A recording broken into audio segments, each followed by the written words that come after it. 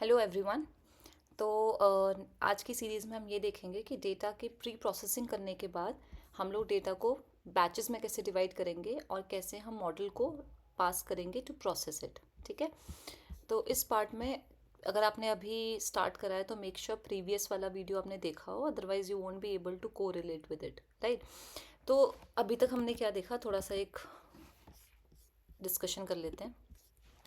हमने ये देखा कि हमारा जो मॉडल हम फाइनली बिल्ड करेंगे which is a basic model जिसमें हम डेटा को पास करेंगे। तो डेटा सेट प्रिपरेशन बहुत इंपॉर्टेंट है। तो डेटा हम पूरा पूरा ऐसा नहीं कि मेरे डेटा में बहुत सारी रोज़ हैं, सारा डेटा मैं एक साथ पास कर दूंगी, नहीं, we don't do that in real life. ठीक है। तो हम क्या करते हैं, इस डेटा सेट को डिवाइड करते हैं बैचेस में।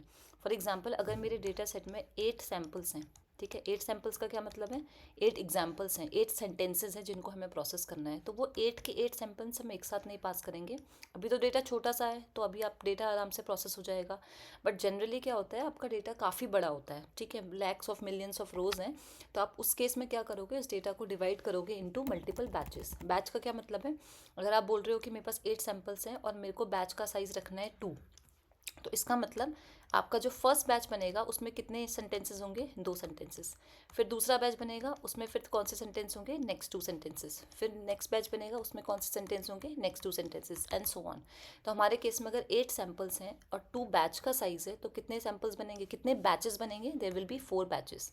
और हर बैच में कितना आपके सैम्पल्स हैं, 2 सैम्पल्स हैं। तो ऐसे करके आपको कितने हो गए total number of samples, 8, right. तो अब हमें ये सीखना है आज के पार्ट में कि ये जो बैचेस आप क्रिएट करते हो वो क्रिएट कैसे होते हैं, क्योंकि ये बैचेस जब क्रिएट होंगे तो फिर आप उन बैचेस को पास करोगे उस मॉडल को प्रोसेस करने के लिए। ठीक है, डायरेक्टली हम पूरा डेटा पास नहीं करते। All right. इससे पहले हमने क्या समझा था कि सपोज करो हमारे पास एक डेटा सेट है। हमारा डेटा कैसा दिखता था, this was our data set. ये पूरा डेटा सेट था जिसमें हमारे पास कितने सैम्पल्स थे, 8 सैम्पल्स थे। हमने इतना काम कर लिया था कि इस पूरे डेटा सेट को टोकनाइज कर दिया था। टोकनाइज करने के बाद क्या होता है कि हर वर्ड के रिस्पेक्टिव जो भी टोकन होगा वो आपको मिल जाएगा। ठीक है, हमने सिंपल सा टोकनाइजर यूज़ किया था।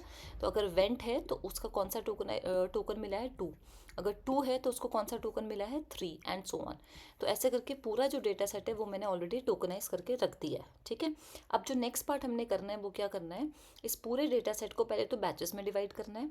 अगर मैं बोल रही हूँ मेरे बैच का साइज़ 2 होगा तो इस डेटा सेट में से मैं 2-2 के बैचेस बना लूँगी। ठीक है। और 2-2 के बैचेस बना के फिर हम आगे उसे प्रोसेस करेंगे। तो ये पार्ट समझना है। अब ये पूरे पार्ट में थोड़ा सा आपको लग सकता है कि वीडियो कॉम्प्लेक्स हो रहा है क्योंकि मैं बहुत डिटेल्स में जाने वाली हूँ, तो please pay full attention to this part. और अगर कहीं भी आपको लग रहा है कि यार ये पार्ट मुझे समझ में नहीं आ रहा, so just get along with the video, at the end of the session you will be able to understand everything. ठीक है। तो अब हम स्टार्ट करेंगे how to divide your data into batches. उसके लिए हमारे पास एक डेटा लोडर नाम की क्लास है, ठीक है, जो हम इंपोर्ट करेंगे इस मॉड्यूल से। तो टॉर्च मॉड्यूल से, इस पूरे मॉड्यूल से हम इंपोर्ट करने वाले हैं डेटा लोडर क्लास, जो हमें हेल्प करेगा इस डेटा को डिवाइड करने में। तो मैन्युअली पूरा कोड लिखने की ज़रूरत नहीं है, प्री डिफाइंड फंक्शनैलिटीज़ हैं। हम सिर्फ कुछ चीज़ें पास करेंगे, हम सिर्फ ये बताएंगे कि मुझे डेटा को कितने बैचेस में डिवाइड करना है, and my work will be done, right. तो इस पार्ट को हम कैसे लिखेंगे, so let me just give you an overview.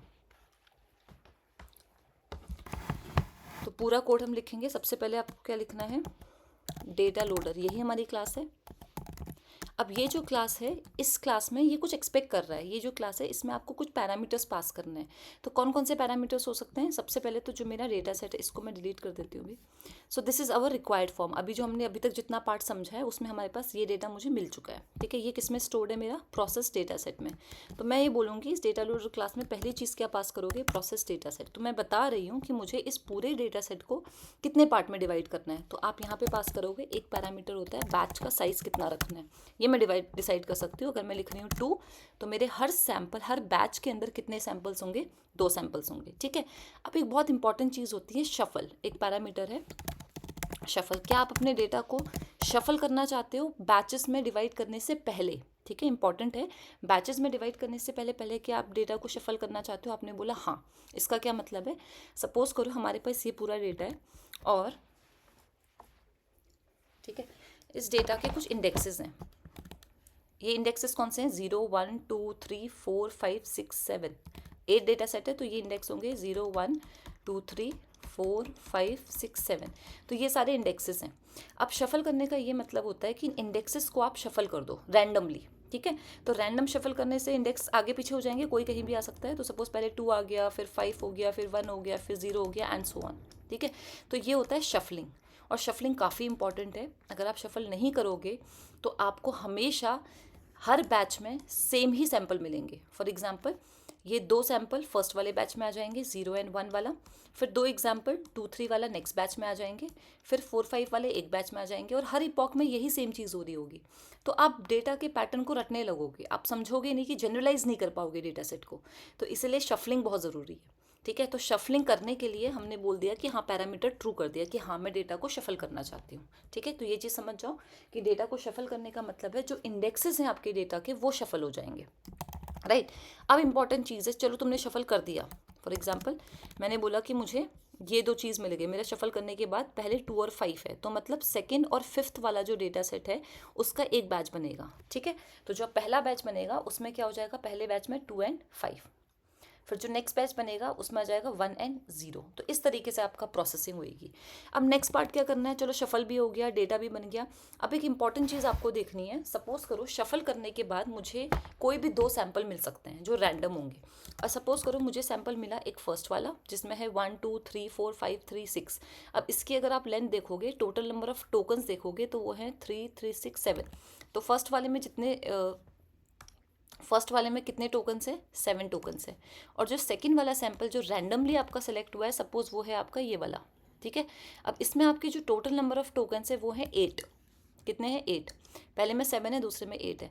तो जो ये 7 वाला है और ये 8 वाला है, अब इस डेटा को अगर आप एक साथ पास कर दोगे मॉडल को, हमें अल्टीमेटली क्या करना है, इस बैच को किसको देना है, मॉडल को। अब ये मॉडल जो इस डेटा पे काम करेगा। बट अगर आपकी डेटा की लेंथ सेम नहीं होती है तो यहाँ एक प्रॉब्लम आ जाएगी। ठीक है। मॉडल प्रोसेस नहीं कर पाएगा, आपको एरर आ जाएगी। तो इस केस में आपको क्या मेक श्योर करना होता है कि जो भी बैच है आपको मेक श्योर करना है उस बैच के अंदर जितने भी सैंपल्स हैं सबका साइज़ जो है वो सेम हो, सब में सेम नंबर ऑफ टोकन्स होने चाहिए। ठीक है। तो पहले वाले इस सैंपल को या फिर इस एग्जाम्पल को हम बोलते हैं सीक्वेंस। तो मैं क्या बोलूँगी, सीक्वेंस। तो यानी कि सीक्वेंस का जो लेंथ हो वो इक्वल होना चाहिए। ठीक है। इक्वल होना चाहिए। तो यहाँ 7 है और यहाँ 8 है, तो हम क्या कर सकते हैं इक्वल करने के लिए, या तो इस लेंथ को छोटा कर दो 7 7 कर दो, या तो फिर 8 8 कर दो, दोनों की लेंथ को इक्वल करने के लिए। ठीक है। या फिर आप खुद से बता सकते हो कि नहीं, मुझे जो अपना लेंथ का साइज़ है, मैक्सिमम लेंथ जो मुझे रखनी है वो लेट्स से मैंने बोल दिया 5। तो अब दोनों की जो साइज़ हो जाएगा वो कितना हो जाएगा, 5 एंड 5। ठीक है। तो बहुत सारी अप्रोचेज़ हैं, हम कौन सी वाली अप्रोच यूज़ करते हैं कि जो मैक्सिमम वाला लेंथ है वो कितनी है, 8, उतनी कर लेते हैं, क्योंकि मैं नहीं चाहती मेरा कोई टोकन मिस आउट हो। तो 8 वाला जो सैंपल है इसमें सारे टोकन्स को एज इट इज़ रिटेन करो, और पहले वाले में जो एक टोकन आपको नहीं मिल रहा उसको 0 से पैड कर दो। इसे कहते हैं पैडिंग करना। ठीक है। ये भी बहुत इंपॉर्टेंट स्टेप है। तो आपको बताना पड़ेगा कि पैडिंग आपको करनी है किस चीज़ से, किस टोकन से आप पैड करना चाहते हो। तो मैंने बोला 0 से पैड कर दो। अब इससे फ़ायदा क्या होगा, जब आप इस मॉडल को प्रोसेस करने के लिए, तो ये 0 का कोई सिग्निफिकेंस नहीं रहेगा। कहीं भी आगे कैलकुलेशंस होंगे वो मैं बाद में आपको समझाऊंगी। तो 0 के साथ अभी आप कुछ कैलकुलेशन करोगे तो उसका कुछ इम्पैक्ट पड़ेगा नहीं। ठीक है। It is like insignificant, but still you need it, क्योंकि आपको डेटा का साइज सेम रखना है, तभी मॉडल जो है वो प्रोसेस कर पाएगा। Right. This is a very very important step. तो अब मैं यहाँ पे एक कोड लिखना पड़ेगा जिसमें हम डेटा को क्या करेंगे, पैडिंग करेंगे। और करने के लिए हम एक फंक्शन बनाएंगे जिसमें ये काम करने वाले हैं हम। ठीक है। वो फंक्शन जब हम बनाएंगे, वो फंक्शन हमें क्या रिटर्न करेगा, ये सारा डेटा जो है वो क्या हो जाए, जो बैच में, पहले तो बैच में डिवाइड हो जाए, और हर बैच का जो साइज़ हो वो सेम हो। ठीक है। साइज़ मतलब सैम्पल्स का जो साइज़ है वो सेम रहे। तो उसके लिए हम एक फंक्शन लिखेंगे, और उस फंक्शन का नाम कुछ भी आप लिख सकते हो, हम लिख देते हैं प्रोसेस बैच। राइट। तो एक फंक्शन बनाते हैं, और उस फंक्शन को आप इस पैरामीटर में पास करते हो, कोलेट फंक्शन ये एक पैरामीटर है, प्रीडिफाइंड है। अब यहाँ पास करोगे उस फंक्शन का नाम। तो सपोज मेरा फंक्शन मैं बनाती हूँ अभी, उसका नाम है डिफाइन प्रोसेस करो किसको, बैच को। ठीक है। अब ये फंक्शन कॉल होगा जब आपके बैचेस बन जाएंगे। ठीक है। बैच का साइज कितना है, 2। ये रिसीव करेगा ऑब्वियसली एक बैच को। अब ये एक बैच को रिसीव करेगा। ठीक है। तो सपोज करो मैंने ये फर्स्ट वाला बैच पास कर दिया। अब इस बैच के साथ आप क्या करोगे वो चीज़ें देखनी है। पहले इस बैच में मैं एक जिप फंक्शन लगा दूंगी। जिप फंक्शन क्या करता है, इसको अनपैक कर देगा डेटा को। इसका मतलब भी मैं आपको समझा दूंगी। अच्छा, अब मैं एक काम करती हूँ, इसको कमेंट करती हूँ और आपको समझाने के लिए इस फंक्शन को मैन्युअली कॉल करके दिखाती हूँ ये कैसे काम करेगा। ठीक है, इस फंक्शन को खुद से हम कॉल करते हैं so that we can see the output as well, right. जब मैं इस प्रोसेस बैच को खुद से कॉल करूंगी तो मैं इसमें एक बैच पास करूंगी। बैच का मतलब कोई भी 2 सैंपल्स रैंडमली आप इसको पास करने वाले हो, और ये काम ऑटोमेटिकली ये करके देगा। बट अभी मैं आपको समझाने के लिए बता रही हूँ कि कोई भी 2 रैंडम सैंपल्स हम भेज देते हैं, ठीक है। तो ये बैच वाइज जाता है, ऐसा नहीं कि पूरा डेटा एक साथ चला जाएगा। तो सपोज करो मेरे बैच ने सेलेक्ट कर लिया फर्स्ट वाले को, इस वाले को सैंपल को सेलेक्ट कर लिया, तो ये पहले पास होगा ये, और दूसरा किसको सेलेक्ट कर लिया, सपोज इस वाले को, ठीक है। तो ये 2 इंडेक्सेस को उसने सेलेक्ट करा, अब इसको मैंने इस प्रोसेस बैच में भेज दिया। तो ये जो सैंपल्स हैं, ये जो 2 सैंपल्स हैं, 2 सीक्वेंसेस हैं, मैंने पास कर दिए, और इसको मैंने जिप फंक्शन लगाया। जिप फंक्शन का मतलब है इसके जो कॉमा लगा रखा है ना, तो जो पहला वाला क्या है, ये क्या ये डिनोट कर रहा है, ये मेरा सेंटेंस को डिनोट कर रहा है, ये मेरा उसका लेबल को डिनोट कर रहा है। ये मेरा सेंटेंस है और ये उसका लेबल है। तो मैं चाहती हूँ सेंटेंसेस अलग हो जाएं और लेबल्स अलग हो जाएं। तो उसके लिए मैंने कौन सा फंक्शन यूज़ करा, जिप। तो जो मेरा इनपुट्स होंगे वो अलग हो जाएंगे, इनपुट्स अनपैक हो जाएंगे, और प्लस लेबल जो है वो अलग हो जाएंगे, ठीक है। लेबल लिख दो। If you want to see the output, तो आपको दिख जाएगा कि ये कैसे काम कर रहा है। इनपुट एंड प्रिंट लेबल, ठीक है। इतना काम हो गया। Let's see the output. Unmatched parenthesis,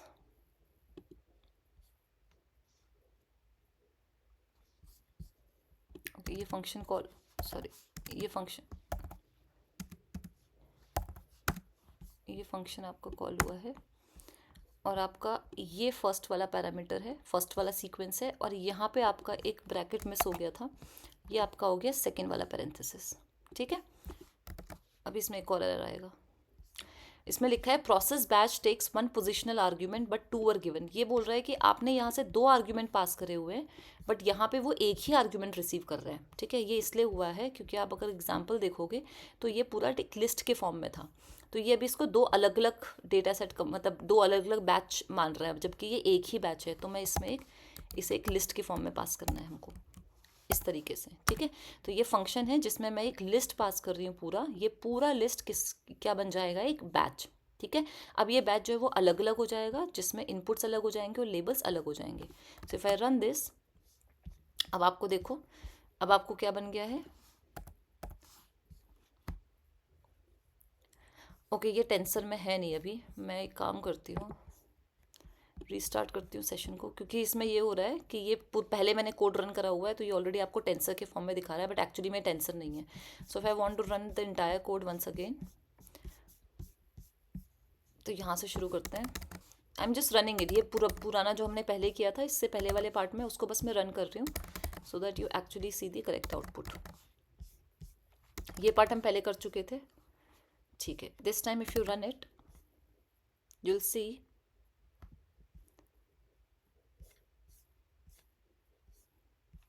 process batch. Is there any other method? No. And this is my process bound method. It is not printing the output. Why?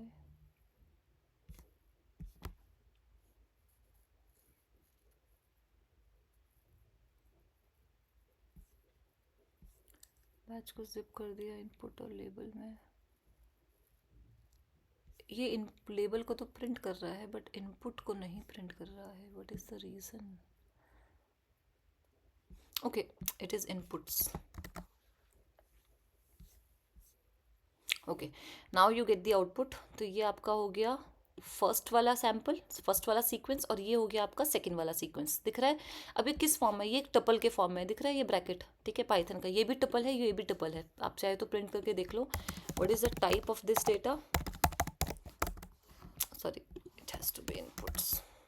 तो आप check करोगे कि ये कौन सा किस टाइप का ऑब्जेक्ट है, एक ट्रिपल टाइप का ऑब्जेक्ट है, बट हमें ये नहीं चाहिए। हमें एक्चुअली क्यों नहीं चाहिए मैं बताती हूँ। हम आप क्या, अब हमें नेक्स्ट टारगेट क्या है, नेक्स्ट टास्क ये है कि हमें इस सीक्वेंस को पैडिंग करनी है, पैडिंग करनी है हमें। हम चाहते हैं कि दोनों की जो लेंथ हो वो सेम हो, तो इसके लिए एक पहले से प्री डिफाइंड फंक्शन हमने इम्पोर्ट करा हुआ है, that is pad sequences. We are not writing the entire code, हम रैदर हम क्या कर रहे हैं इस पैड सीक्वेंस फंक्शन में। अब ये पैड सीक्वेंस फंक्शन कॉल होगा और इसमें हम पास करेंगे इन सेंटेंसेस को जिनको मैं पैडिंग करना चाहती हूँ। बट इसका एक कैच है, ये आपका ट्रिपल की फॉर्म में है, बट हमें जो इस फंक्शन को पास करना है वो एक टेंसर का ऑब्जेक्ट पास करना है, ठीक है। तो पाइटॉर्च का जो टेंसर होता है वो हमें मतलब इस टपल को हमें कन्वर्ट करना पड़ेगा टेंसर में, ठीक है। टेंसर कुछ नहीं है, वो एरे की तरह ही है, जैसे लिस्ट होता है तो वो टेंसर एक एरे है, ऐसे समझ लो, ठीक है। मैं पाइटॉर्च में आप उसे टेंसर बोलते हो। तो मुझे पहले क्या करना पड़ेगा, इन इनपुट्स को और इस लेबल को कन्वर्ट करना पड़ेगा किसमें, टेंसर में। तो उसके लिए आप क्या करते हो, टॉर्च, ये जो आपने इंपोर्ट करा हुआ मॉड्यूल डॉट टेंसर आपका फंक्शन है, इसमें आप कन्वर्ट कर दोगे। तो अब कन्वर्ट करना है तो देखो, ये आपका पहला ऑब्जेक्ट है, ये आपका दूसरा ऑब्जेक्ट है, इन दोनों को मुझे कन्वर्ट करना है और इसको भी कन्वर्ट करना है। तो मैं इसमें एक लूप लगाऊंगी जिसमें मैं फर्स्ट वाले इस पूरे लिस्ट को, इस पूरे ये पूरे देखो ये पूरा टपल है, बट ये अंदर वाली एक लिस्ट है, तो मैं इस लिस्ट को किस में कन्वर्ट करूँगी, टपल में, सॉरी टॉर्च में, टेंसर में, फिर इसको कन्वर्ट करूँगी टेंसर में। तो मुझे एक लूप लगा लेते हैं मैं, और टॉर्च डॉट टेंसर में कन्वर्ट करना है फॉर आई इन, किस में हमें इटरेट करना है, इनपुट्स में, ठीक है। और मैं बोल रही हूँ कि हर आई को कन्वर्ट कर दो टेंसर में। तो अब ये इनपुट्स में इटरेट करेगा, इसमें एक लूप लगा हुआ है, आई इसको डिनोट करेगा, पहले इस वाली लिस्ट को उठाएगा और वो किस में कन्वर्ट कर देगा, इस आई को टेंसर में, और जो भी आउटपुट होगा उसको मैं एक लिस्ट में वापस से स्टोर कर रही हूँ, ठीक है। ये क्या है, लिस्ट कॉम्प्रीहेंशन। तो सिंपल पाइथन का फंक्शन है, पाइथन की एक फंक्शनैलिटी है जिसमें आप क्या कर रहे हो, हर एक इनपुट को उठा रहे हो, उसको कन्वर्ट कर रहे हो किस में, टेंसर में, और वापस से उसे किस में ऐड कर दे रहे हो, अपेंड कर दे रहे हो एक लिस्ट के अंदर। दूसरी बार जब लूप चलेगा वो इसको उठा लेगा, ठीक है। आई क्या बन जाएगा, ये पूरी लिस्ट किस में कन्वर्ट कर दिया, उसको टेंसर में, वापस से उसे किस में ऐड कर दिया, एक लिस्ट के अंदर, ठीक है। So if you want to see the output print, तो आप देखोगे कि अब आपको टेंसर में मिल चुका होगा आउटपुट सीक्वेंसेस। ओके, इसको कमेंट कर देते हैं। देखो अब आपका वो टेंस, पहले क्या था, एक टपल था, अब ये क्या हो गया, एक टेंसर, सेम चीज़ है, अभी कुछ नहीं करा, बस टेंसर में कन्वर्ट कर दिया। अब हमें पैडिंग करनी है। अब ये पैड सीक्वेंस में हम इस किसको पास कर देंगे, इसको प्रिंट नहीं करते हैं, इसको स्टोर कर देते हैं किस में, इनपुट्स में, जो कि किस फॉर्म में है, टेंसर के फॉर्म में है। तो मैं बोल रही हूँ पैड करो इस इनपुट्स को। अब ये दोनों जो इनपुट्स हैं इसको उठाएगा, और जो अब पैडिंग करने कैसे, आप बताओगे यहाँ पे कैसे पैडिंग करनी है, पैडिंग वैल्यू क्या रखोगे, padding value is equal to 0। तो मैं बोलती हूँ पैडिंग किससे करो, 0 से करो, और दैट्स इट। पैड सीक्वेंस करने के बाद से स्टोर कर देते हैं पैडेड इनपुट्स में। So if you want to see the output, मतलब पैडेड इनपुट्स अगर आप देखना चाहते हो तो you will be able to see, देखो ये मिल गया। But actually this is not something we desire, we require. क्यों, क्योंकि आप ध्यान से देखो तो ये फर्स्ट वाला जो सीक्वेंस है, हमें पैडिंग होने के बाद कैसा दिखना चाहिए था, 1 2 3 4 5 3 6 0, ठीक है। ये 0 6 के बाद आना चाहिए था, बट ये एक किसके फॉर्म में आ गया, ये सब 1 2 3 4 इस तरीके से अरेंज हो गया। हमें रो वाइज अरेंज करना था, मतलब कॉलम वाइज, एक सिंपल एक रो में ये पूरा डेटा आना चाहिए था। तो ये एक बहुत बड़ी प्रॉब्लम है, मतलब हमारा जो मॉडल है वो एक्सपेक्ट कर रहा है कि डेटा आपका एक दूसरे फॉर्मेट में आए, जो मैं आपको बताती हूँ। इस पैरामीटर के थ्रू आप चेंज कर सकते हो, जिसमें होगा batch first is equal to true. By default ये फॉल्स होता है। एक बार देख लो output, you will see the difference. Now this is something we require. अब हमको जो चाहिए था, इसको मैं पहले हटा देती हूँ, that we have already seen. यही है हमें जो चाहिए था। पहला वाला जो सीक्वेंस था उसमें 0 पैड हो चुका है, और दूसरा वाला सीक्वेंस है वो आपका एज इट इज़ है, ठीक है। So this is something we required, और ये किसकी वजह से हुआ है, batch first equals to true. इससे क्या हुआ है, अब तुम इसका डायमेंशन बताओ क्या है। इसमें कितनी रोज हैं, 2 रोज हैं, and there are how many columns, 3 3 6 7 8 columns. 8 columns क्या डिनोट कर रही है कि उस सीक्वेंस की लेंथ कितनी है। तो सीक्वेंस की लेंथ हो गई यहाँ पे 8, और जो बैच का साइज है वो कितना है, 2। तो बैच फर्स्ट 2 का मतलब होता है पहले बैच का साइज रखो, number of rose that is 2, comma फिर आपकी सीक्वेंस की लेंथ होगी दैट इज 8। सो 2,8 जो है होना चाहिए, ना कि 8,2। तो पहले हमारा क्या हो रहा था, अगर आप इसे फॉल्स कर दोगे, जो कि डिफ़ॉल्ट बिहेवियर होता है, तो वो बैच फर्स्ट को फॉल्स कर देगा। तो अब नंबर ऑफ रोज कितनी हो जाएंगी, 8 क्रॉस 2।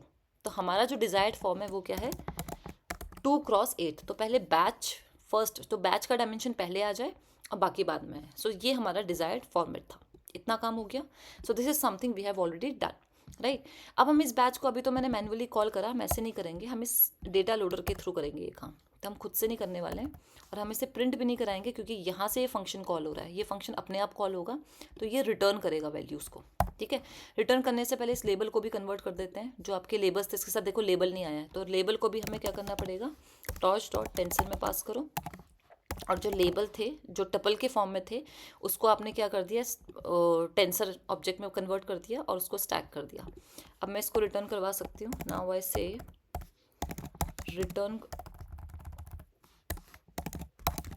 कर दो किसको, पैडेड इनपुट्स को कॉमा लेबल को, ठीक है। ये काम हो गया। तो अब यहाँ से जब ये फंक्शन कॉल होगा, सबसे पहले क्या होगा, सबसे पहले उसने उस पूरे डेटा सेट को उठाया, ये पूरा डेटा सेट उठाया, उसको किस में कन्वर्ट करा, उसने बोला कि मुझे बैचेस कितने चाहिए, 2, तो 2 के बैच बनाओ, शफलिंग करो, पहले शफलिंग होगी, तो बेसिकली इसको आप आगे लिखो तो ज़्यादा बेहतर है। पहले शफलिंग होगी, शफल होने के बाद कोई भी 2 रैंडम इंडेक्स उठेंगे क्योंकि बैच का साइज़ 2 है, और कोई भी 2 का बैच जो बना होगा 2 वो किस फंक्शन को कॉल पास हो जाएंगे, प्रोसेस बैच को, ठीक है। तो इसमें क्या रिसीव होगा, वो 2 का सैंपल, तो वो 2 सैंपल्स पहले पास हुए, इसने पूरा काम करा, उसने उसको रिटर्न कर दिया। फिर दोबारा से वो 2 बैचेस पास होंगे, मतलब नेक्स्ट बैच पास होगा उसको वो रिटर्न कर देगा, फिर नेक्स्ट बैच पास हुआ उसको रिटर्न कर दिया। तो बेसिकली ये काम हमारा हो गया है। अगर आपको आउटपुट देखना है, इसको हम स्टोर कर देते हैं डेटा में, and if you want to see the output, अगर मैं इसे डायरेक्टली प्रिंट करूँ तो वो डायरेक्ट प्रिंट नहीं होगा, you have to do something else. तो ये काम तो हो गया है, but if I want to see the output तो मुझे इसको इटरेट करना पड़ेगा फॉर आई इन डेटा। अब आई इन इन्यूमरेट फंक्शन यूज़ करते हैं, पाइथन का सिंपल से एक फंक्शन है। ये क्या करेगा, जैसे मैं आपको एग्जांपल बताती हूँ।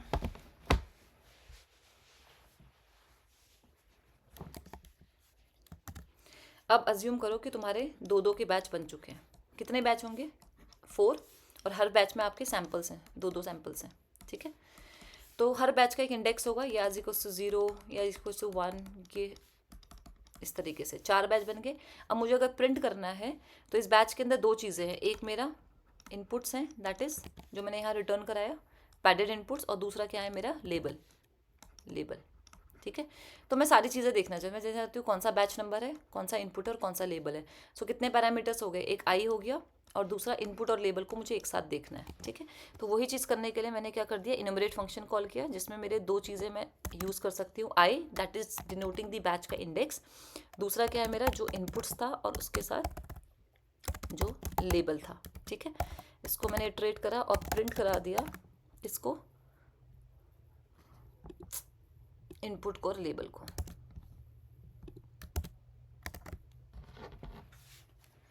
So now you can see your batches. अगर मैं आई भी लिख दूँ तो आपको ज़्यादा अच्छे से दिखेगा, इनफैक्ट i+1 लिख देते हैं। तो ये मेरा फर्स्ट बैच हो गया, this is my first batch, और ये उसके लेबल्स हो गए।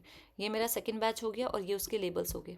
अब आप ध्यान से देखो, तो ये पैडिंग हो चुकी है मैक्सिमम सीक्वेंस लेंथ, इनमें जो मैक्सिमम सीक्वेंस लेंथ थी उसके अकॉर्डिंग पैडिंग हो गई, इसमें भी सीक्वेंस लेंथ के अकॉर्डिंग पैडिंग हो गई है, इसमें भी 2 टोकन्स आपके पैड हुए हैं क्योंकि नेक्स्ट वाला सीक्वेंस बड़ा था। तो ऐसा नहीं है कि सारे बैच का जो सीक्वेंस लेंथ है वो सेम है, बट बैचेस के अंदर जो डेटा है ना उनमें सीक्वेंस की लेंथ सेम होनी चाहिए। So this is something you need to understand, all right.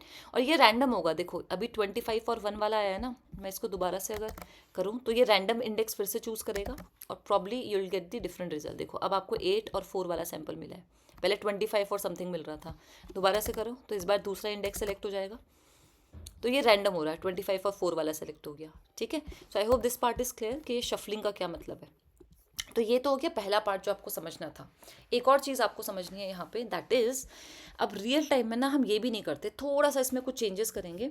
अभी तो हमने क्या किया था, अगर आप थोड़ा पहले चले जाओ ना, तो हमने जो डेटा सेट को प्रोसेस किया था वो सारा डेटा सेट जो हुआ पहले से प्रोसेस करके रखा हुआ था, पूरा का पूरा डेटा आपने एक साथ टोकनाइज कर दिया था। एक्चुअली में हमारे पास जो डेटा सेट था वो ऐसा दिखता था, ये पूरा डेटा सेट था। अभी तो छोटा डेटा सेट है ना, तो आपने आराम से इस फंक्शन को कॉल करा और पूरा डेटा सेट एक साथ टोकनाइज हो गया। बट एक्चुअली में हम ये नहीं करेंगे, पूरा डेटा एक साथ लोड नहीं होता, एक साथ आप उसे टोकनाइज नहीं करते हो, ऑन द फ्लाई करोगे, जब जब रिक्वायरमेंट होगी बैचेस के अकॉर्डिंग तब वो डेटा टोकनाइज होगा। तो ये जो सारा काम आपने यहाँ किया है ना, इसे हम कर देते हैं कॉमेंट। तब ये डेटा पूरा एक साथ प्रोसेस नहीं होगा। जैसे मैंने बैच सेलेक्ट करे थे, जैसे मैंने फर्स्ट वाला रैंडम ये इंडेक्स सेलेक्ट हो गया और ये सेलेक्ट हो गया, तो ये जो टोकनाइजेशन भी है ना, तो ये टोकनाइजेशन भी ऑन द फ्लाई होगा। एक साथ हम पहले से टोकनाइज नहीं कर सकते, डेटा बहुत बड़ा हो जाएगा तो ये प्रॉब्लम क्रिएट करेगा। तो उसके लिए अब हम इंपॉर्टेंट क्लास यूज़ करेंगे, दैट इज़ डेटा सेट। हमने डेटा लोडर क्लास समझ ली, अब हम डेटा सेट क्लास यूज़ करेंगे। अगर ये फंक्शन मैंने कमेंट कर दिया तो ऑब्वियस सी बात है यहाँ भी एरर आएगा। तो यहाँ पर मैं इस डेटा सेट, इस फंक्शन को मैं कॉल नहीं कर सकती, तो इसे हम अभी रिमूव कर देते हैं। मैं समझाऊंगी यहाँ पे क्या होगा, ठीक है। तो सबसे पहले चीज़ हम क्या करेंगे, इस पूरे डेटा को, ये डेटा अब है ही नहीं, ये एग्जिस्ट ही नहीं करता, मैं इसको उठा के ऊपर कहीं पे ऐड कर देती हूँ। अब समझो मेरे पास एक्चुअली में ये डेटा सेट था इनिशियली, ठीक है, मैं किसी डेटा पे काम कर रही हूँ, ये मुझे इनपुट मिला हुआ है। तो अब मैं क्या करूँगी, सबसे पहले बैचेस में डिवाइड करना है, तो बैचेस में डिवाइड करने वाले काम से पहले इस डेटा को मैं रजिस्टर कर दूंगी, मतलब इसको मेमोरी में लोड करना है। देखो रियल टाइम में ये पूरा डेटा भी एक साथ लोड नहीं होगा, इसमें दो पार्ट समझने वाली है। जो मैंने आपको पहली चीज़ बोली वो ये बोली कि डेटा को जो टोकनाइज करोगे ना, कन्वर्ट करोगे टोकन्स में, वो एक साथ नहीं करोगे, वो आपका ऑन द फ्लाई होगा, ठीक है। जैसे जैसे रिक्वायरमेंट होगी वैसे वैसे आप टोकनाइज करोगे। दूसरी चीज़, ये पूरा डेटा सेट भी एक साथ लोड नहीं होता, इसको भी आप क्या कर सकते हो, ऑन द फ्लाई लोड कर सकते हो। उस पर मैं नहीं जाऊंगी अभी, वो थोड़ा और डिटेल हो जाएगा, बट अभी मैं ये समझाऊंगी कि जो प्री प्रोसेसिंग कर रहे हो, जो टोकनाइजेशन कर रहे हो, वो हम ऑन द फ्लाई करने वाले हैं। उसके लिए हमको कौन सी क्लास यूज़ करनी होती है, डेटा सेट क्लास। अब ये डेटा सेट क्लास पहले से बनी हुई है जिसको मैंने इंपोर्ट करा है, ठीक है। तो अब मैं इसी क्लास का यूज़ करने वाली हूँ। तो इस क्लास को हम डायरेक्टली तो चेंज नहीं कर सकते इसमें, ठीक है। हम क्या करेंगे, अपनी एक क्लास बनाएंगे, उस क्लास का नाम लिखेंगे कस्टम डेटा सेट। और ये डेटा सेट क्लास किसको एक्सटेंड करेगी, डेटा सेट क्लास को। अब ये डेटा सेट क्लास को हम इनहेरिट कर रहे हैं, तो इनहेरिट करना है, इसका क्या मतलब हुआ, इसका मतलब ये है कि जो कुछ डेटा सेट क्लास के अंदर था वो अब इस क्लास को भी बिलोंग करता है। यही होता है पेरेंट चाइल्ड का रिलेशनशिप। तो डेटा सेट क्लास की जो फंक्शनैलिटी है वो किसको मिल गई है, कस्टम डेटा सेट को। इसके अंदर क्या फंक्शनैलिटी होती है, कुछ फंक्शंस होते हैं जिसमें हम चेंजेस करने वाले हैं, ठीक है। तो जैसे कि पहले तो हम कंस्ट्रक्टर बनाते हैं। सबसे पहली चीज़, कंस्ट्रक्टर बनाने का क्या तरीका है, इनिट, ये तो सिंपल है, जिसमें आप पहला पैरामीटर क्या लिख दोगे, सेल्फ। इस पर भी मैं बात करूँगी अभी। अब सबसे पहली चीज़ हम क्या करेंगे, ये जो बैचेस में डिवाइड करा है ना, इससे भी पहले एक चीज़ होगी कि ये पूरा डेटा जो है वो इस डेटा सेट क्लास के साथ अटैच हो जाएगा, ठीक है। अब ये डेटा सेट अपना नहीं है, इसको हम इस टाइप का ऑब्जेक्ट बनाएंगे। वो करने के लिए सपोज करो मुझे इस क्लास को ऑब्जेक्ट बनाना है, इस कस्टम डेटा का, जो कि इस डेटा सेट क्लास को क्या कर रहा है, इनहेरिट कर रहा है। तो किसी भी क्लास का ऑब्जेक्ट बनाने के लिए हमें क्या लिखना पड़ता है, उस क्लास का नाम, और इस तरीके से लिख दो। तो यह जैसे ही आपने ये लिखा, और इसका नाम दे देते हैं हम कस्टम, हमारा अपना डेटा सेट जो हम बनाने वाला है, ठीक है। तो ये जो कस्टम, जैसे ही मैंने ये लिखा तो क्या होगा, ये कंस्ट्रक्टर कॉल होगा। तो ये कंस्ट्रक्टर जब कॉल होगा तो मुझे इस कंस्ट्रक्टर में क्या पास करना है, अपना ओरिजिनल डेटा सेट। ये मेरा ओरिजिनल डेटा सेट था, इसको मैंने पास कर दिया यहाँ पे, ठीक है। अब ये ओरिजिनल डेटा सेट को मुझे कैसे भी इस क्लास के साथ अटैच करना है। तो मैं यहाँ पे ऑब्वियसली बात है, ये भी कुछ रिसीव करेगा, क्योंकि यहाँ से जैसे आप ये लिखोगे ना, ये इनिट मेथड कॉल होगा, यही कंस्ट्रक्टर है आपका, ठीक है, ऑटोमेटिकली कॉल हो जाता है। जैसे मैं ये लिखूंगी आपका ये पार्ट कॉल होगा। तो इसमें ये क्या रिसीव कर रहा है, एक डेटा सेट ऑब्जेक्ट, ठीक है। इस डेटा सेट को रिसीव कर रहा है, इस पूरे डेटा सेट को।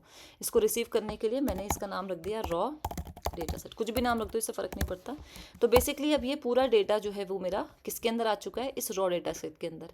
अब मैं इस क्लास का एक ऑब्जेक्ट बनाऊंगी, इस टाइप का एक ऑब्जेक्ट बनाऊंगी। तो कैसे बनाते हैं, self dot raw data set is equals to raw data set, ठीक है।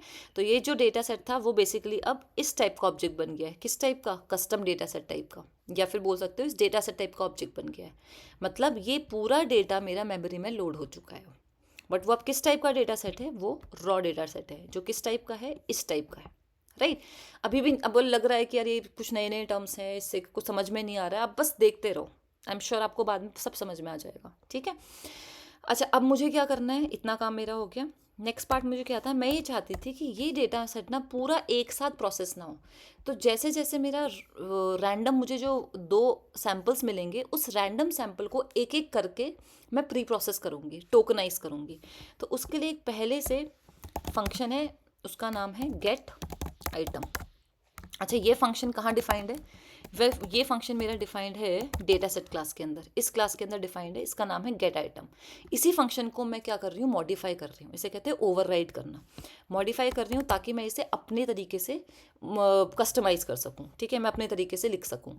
तो अब मैं क्या करना चाहती हूँ, मैं करना क्या चाहती हूँ, मैं ये चाहती हूँ कि जो भी सेंटेंस मेरे को रैंडमली मिल रहा है ना, इसको टोकनाइज कर दो, ठीक है, जैसे आपको टोकनाइज करके आउटपुट मिल रहा था इस वाले फंक्शन से, तो वो सारा काम मेरा 1 बाय 1 हुआ, ये पूरा एक साथ ना हो। तो ये करने के लिए मुझे ऑफ कोर्स ये पूरा पार्ट जो है वो कॉपी पेस्ट कर देते हैं, ये पूरा पार्ट इस फंक्शन के अंदर आ जाएगा, इसको अनकमेंट कर देते हैं। तो ये पूरा सा इसके अंदर, लेकिन इसमें एक कैच है कि जब आप इस फंक्शन को कॉल करोगे, और ये हम नहीं करेंगे, ये ऑटोमेटिकली कॉल हो जाएगा, जैसे मैंने ये ऑब्जेक्ट बनाया उसके बाद ये लाइन एग्जीक्यूट होगी, फिर ये फंक्शन अपने आप कॉल होगा। अपने आप कॉल होगा तो क्या होगा, अब जब अपने आप कॉल होगा तो आप यहाँ पे एक इंडेक्स पास करोगे। अब वो इंडेक्स क्या होगा, अब फिर से थोड़ा सा पीछे चले जाओ, हमने इससे पहले आपको क्या समझाया था कि जब आप बैचेस में डिवाइड कर रहे हो अपने डेटा सेट को, ये पूरा डेटा सेट था जिसमें कुछ इंडेक्सेस थे। कितने इंडेक्सेस थे, 8 सैम्पल थे, देवर 8 सैम्पल्स। तो मैंने बोला रैंडमली ये जो सैम्पल्स हैं ये शफल होते हैं, ठीक है। तो सपोज आ गया 7 2 पहले आ गया, फिर 0 1 5 4 ऐसे करके हो गया, ये शफलिंग हो गई है। ये शफलिंग कहाँ पे हुई है, ये शफलिंग हुई है इस लाइन की वजह से। तो इतना पार्ट करने के बाद अब ये डेटा लोडर मेरा ये कस्टम डेटा सेट को रिसीव करेगा। अब वो बता रहा है कि इसको शफल कर लो, तो शफल कर दिया तो मुझे शफल करके ये मिल गया। अब वो आपने ये भी बता दिया कि बैच का साइज़ कितना रखना है, 2, तो 7 और 2 आ गया। तो पहले बैच में जो इंडेक्स होंगे वो 7 और 2 होंगे। अब क्या होता है कि अब आपका यहाँ पे ये जो गेट आइटम मेथड है ये कॉल होगा। अब गेट आइटम मेथड में एक चीज़ है जो रिसीव होगी, वो है इंडेक्स। मतलब अब ये 7 वाला जो इंडेक्स है ये आप पास करोगे इस गेट आइटम मेथड में, और ये जो 7 वाला इंडेक्स के रिस्पेक्ट में जो भी आपका डेटा होगा उस डेटा को आप क्या कर दोगे, टोकनाइज। तो अब इससे फ़ायदा क्या हो रहा है कि पूरा डेटा सेट एक साथ टोकनाइज नहीं करना पड़ रहा है, रैदर 1 बाय 1 आपका डेटा क्या होगा, टोकनाइज होगा बेस्ड ऑन दिस इंडेक्स। तो अब बताओ क्या करना चाहिए हमें, सापा कोड सेम रहेगा, बट ये जो डेटा सेट था पूरा, ठीक है, रॉ डेटा सेट मतलब इसमें सब कुछ है, ये सारी वैल्यूज़ हैं, इससे मुझे कौन सा इंडेक्स निकालना है, जो इंडेक्स यहाँ पे मिला है मुझे रैंडमली, उस इंडेक्स वाला डेटा को उठाओ। फॉर एग्जाम्पल ये वाला मिल गया, उसने इस डेटा को उठाया और ये पूरा पार्ट जो हमने पहले समझा था ये एग्जैक्ट वो चीज़ उसने कर दी, ठीक है। अब ये रिटर्न नहीं करेगा, ठीक है, रिटर्न करेगा, एक्चुअली मैं इसको थोड़ा चेंज करूँगी, इतना हो गया। इसने डेटा को टोकनाइज कर दिया, ये कोड मैं अभी एक्सप्लेन नहीं कर रही है, पहले मैंने आपको समझा दिया। तो ये पार्ट हो गया। अब इसने रैदर पूरे डेटा सेट को एक साथ टोकनाइज करने की जगह उस एक लाइन को टोकनाइज करा, एक सेंटेंस को टोकनाइज करा। करने के बाद मैं इसको फिर से टेंसर ऑब्जेक्ट में कन्वर्ट कर देती हूँ, ठीक है। टॉर्च डॉट टेंसर, किसको किया हमने, टोकन्स को, and torch dot tensor label को, इन दोनों को करने के बाद इसको रिटर्न करा देते हैं। तो अब जब ये फंक्शन अपने आप कॉल होगा तो एक सैंपल उठ गए जो आपका बैच से ये 2 वैल्यू सेलेक्ट हुई थी, तो पहली वाली वैल्यू पास होगी, ये इसको टोकनाइज कर देगा। उसके बाद ये दूसरी वैल्यू पास होगी इस फंक्शन में, तो ये इसको भी टोकनाइज कर देगा। तो मुझे 2 वैल्यूज़ मिल गई टोकनाइज होके। अब ये दो सेंटेंसेस टोकनाइज हो चुके हैं। टोकनाइज होने के बाद मुझे पैडिंग करनी पड़ेगी, ठीक है। तो ये पैडिंग करने के लिए मैंने ये फंक्शन ऑलरेडी लिखा हुआ है कि पैडिंग करने के लिए किस फंक्शन को कॉल हो जाए, इस फंक्शन को। तो अब वो जो 2 बैचेस यहाँ से मुझे मिल के आए थे, टोकनाइज होके आए थे, वो मैंने इस फंक्शन को कॉल करा। अब बाकी आप जानते हो क्या होगा, पैडिंग हो जाएगी और वो उसको कन्वर्ट कर देगा। आई होप दिस इज़ क्लियर। तो ये वाला पार्ट बहुत इंपॉर्टेंट था जिसमें हम क्या कर रहे हैं, जो भी टोकनाइजेशन वाला पार्ट है, देखो जो भी आपको फंक्शनैलिटी इंप्लीमेंट करनी है किसी डेटा सेट से रिलेटेड, वो आप इस गेट आइटम मेथड के अंदर करते हो, राइट। अब जब मैं इसको रन करती हूँ तो let's see the output, are we getting the same thing और नॉट। ओके, इसमें एक एरर आ रहा है कि कस्टम डेटा सेट जो क्लास है उसके अंदर कोई लेंथ नाम का फंक्शन नहीं है, जो कि आपको दिख रहा होगा। इसमें आपका इनिट है, एक कंस्ट्रक्टर है, गेट आइटम नाम का एक मेथड है, बट ये एक्सपेक्ट कर रहा है कि आपको एक और फंक्शन इसमें बनाना है, लेंथ। अब ये फंक्शन भी आपने ओवरराइड करना पड़ेगा। एक्चुअली में इस डेटा सेट क्लास के अंदर एक और मेथड है जिसे हम ओवरराइड करेंगे, जो आपको कंपल्सरी करना पड़ेगा, नहीं तो एरर आ जाएगा, और वो फंक्शन का नाम है लेंथ। अच्छा, ये फंक्शन क्या करेगा, ये कुछ रिसीव नहीं करेगा, रैदर ये सिर्फ ये बताता है कि आपका जो पूरा डेटा सेट है ना उसका साइज़ कितना है, मतलब उसमें कितने सैम्पल्स हैं। तो ये क्या रिटर्न कर देगा लेंथ कितना है आपके इस डेटा सेट की, दैट्स इट।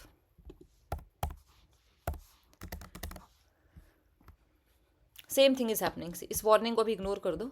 तो ये पहला टेंसर आ गया, ये दूसरा आ गया, दूसरा बैच, ये तीसरा बैच और ये चौथा बैच। सेम चीज़ हमने करी है, बस इस बार हमने क्या करा, ये जो प्रोसेसिंग है ना ये 1 बाय 1 करी है। पूरे डेटा सेट को हमने एक साथ टोकनाइज नहीं करा जो एक्चुअली में होना चाहिए था। इसमें अब एक चीज़ और मिसिंग है। हमने ये जो लाइन मैंने आपको बोली ना, इसमें ये पूरा डेटा सेट एक साथ मेमोरी में लोड हो रहा है, जो कि आप चेंज कर सकते हो। पूरा डेटा सेट मीडियम साइज़ का डेटा है, छोटा डेटा तब तो ठीक है, लेकिन ये पूरा डेटा आप क्या कर सकते हो, एक फाइल में स्टोर कर सकते हो और फाइल का पॉइंटर पास कर सकते हो। तो मेमोरी में पूरा डेटा स्टोर करने की ज़रूरत नहीं है, रैदर उस फाइल का पॉइंटर को आप स्टोर कर सकते हो। ऑल राइट, तो वो आप करना है तो उसको भी आप कस्टमाइज़ कर सकते हो अपने कोड को।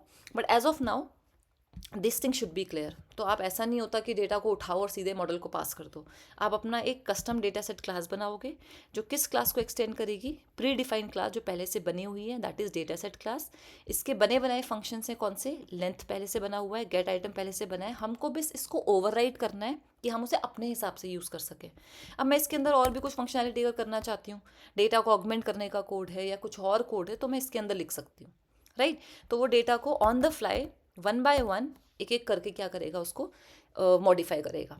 इसलिए हम यहाँ पे क्या पास करें, एक इंडेक्स। तो ये गेट आइटम फंक्शन एक इंडेक्स को एक्सपेक्ट कर रहा है, और वो इंडेक्स आपको कहाँ से मिल रहा है, वो इंडेक्स आपको यहाँ से मिल रहा है। All right, so I hope this is clear. ये पूरा पार्ट मैंने यहाँ पे समझा रखा है कि हमें ये डेटा सेट क्लास की क्या ज़रूरत है। एक्चुअली ये Y next word data set class लिखा हुआ है, ये यही है, मैंने बस इस क्लास का नाम चेंज कर दिया। ये नेक्स्ट वर्ड डेटा सेट ही समझ लेना इसको, ठीक है। तो ये पूरा मैंने आपको समझा रखा है कि जो लार्ज डेटा सेट है, वो if your data set is too large to fit into memory, the process data set approach won't work because all data is loaded at once. पूरा डेटा एक साथ लोड हो जाएगा। बट हमारी जो data set class है, it is required to load data on demand, fetching only the samples needed for the current batch. तो current batch को जो सैम्पल्स चाहिए, बस उतने ही डेटा को आप लोड करोगे और उतने ही डेटा को आप प्रोसेस करोगे, ठीक है। और अगर कोई भी ट्रांसफॉर्मेशन आप डेटा पे करना चाहते हो, जैसे टोकनाइजेशन है, ऑगमेंटेशन है, नॉर्मलाइजेशन है, तो वो सब किसके अंदर करेंगे हम, गेट आइटम मेथड के अंदर। राइट, तो ये सारी चीज़ें हैं। फ्लो ऑफ एग्जीक्यूशन मैंने बता रखा है। सबसे पहले कौन सा पार्ट होगा, पहले आप ऑब्जेक्ट बनाओगे अपने कस्टम डेटा सेट को कॉल करके। ये ऑब्जेक्ट बन गया, इसमें इनिट मेथड, ये आपका कंस्ट्रक्टर कॉल होगा, ये पूरे रॉ डेटा सेट को मेमोरी में लोड कर देगा। ये पूरा कस्टम डेटा आपका मेमोरी में लोड हो गया, ठीक है। उसके बाद कोई प्रोसेसिंग अभी नहीं हुई है। प्रोसेसिंग कब होगी, जब हम पहले हमारा ये पार्ट हो, जब हम कौन से मेथड को कॉल करेंगे, गेट आइटम को, ठीक है। उससे पहले लेकिन एक काम होगा, डेटा लोडर ऑब्जेक्ट में आप क्या पास करोगे, डेटा लोडर ये क्लास के अंदर आपको कुछ चीज़ें पास करनी होती है। तो आप पहले बताओगे ना कि पहले शफलिंग करोगे, फिर यहाँ से आपको इंडेक्स मिलेंगे। तो शफल करने का क्या मतलब है, अगर डेटा में 4 सैंपल थे तो शफलिंग करके ये आपको रैंडम इंडेक्स मिल जाएंगे, ठीक है, रैंडम ऑर्डर में इंडेक्स मिल जाएंगे। फिर इसमें से मैंने बता रखा है कि मेरे बैच का साइज़ कितना होना चाहिए, 2। तो उसने रैंडम 2 सैंपल को उठा लिया, स्टार्टिंग के 2, दैट इज़ 2 and 0। तो अब 2 और 0, each batch will contain 2 samples, ठीक है। इंडेक्स शफलिंग इफ एनेबल्ड, ये हमने शफल कर दिया। बैच क्रिएट हो रहा, हमारे पास 2-0 का बैच है, 3-1 का बैच है, एंड सो ऑन। तो जब बैच मेरा क्रिएट हो गया है, फिर मेरा गेट आइटम मेथड कॉल होगा, जिसमें आप इन इंडेक्सेस को पास करोगे। तो जैसे पहले 2 को पास करा, तो सबसे पहले रॉ डेटा सेट में 2 इंडेक्स पास हो जाएगा, ठीक है। सेकेंड इंडेक्स के लिए वो पूरे डेटा सेट को प्रोसेस करेगा, जो भी कोड इसके अंदर लिखा है वो प्रोसेस होगा। उसके बाद जो ये पूरा कोड है, जैसे हमने टोकनाइज करा, फिर हमने ये सारे काम करे, फाइनली हमको एक टेंसर मिल जाएगा, ठीक है। एक मतलब सेंटेंस सीक्वेंस का जो भी टोकन्स है और उसके जो लेबल्स है वो मिल जाएंगे। फिर उसके बाद वो दोनों सैम्पल्स के लिए सेम काम होगा, इन दोनों 2 और 0 के लिए सेम काम होगा, बैच 1 के लिए। फिर आप क्या करोगे, उसमें पैडिंग कर दोगे, ठीक है। कंबाइन करोगे आप सैंपल्स को जो बैच के अंदर है। Once all samples for a batch are fetched via get item, the collate function batch processing is called. अब उस बैच में आप क्या करोगे, पैडिंग कर लोगे। पैडिंग करने के बाद आपको फाइनली आउटपुट मिल जाएगा। So this is something you are suppose to do, और ये पार्ट बहुत इंपॉर्टेंट है समझने के लिए। तो ये आज का पार्ट था। नेक्स्ट पार्ट में मैं आपको ये बताऊंगी कि अब डेटा हमारा प्रिपेयर हो चुका है, अब मॉडल में कैसे हम डेटा को भेजेंगे उसका पूरा कोड।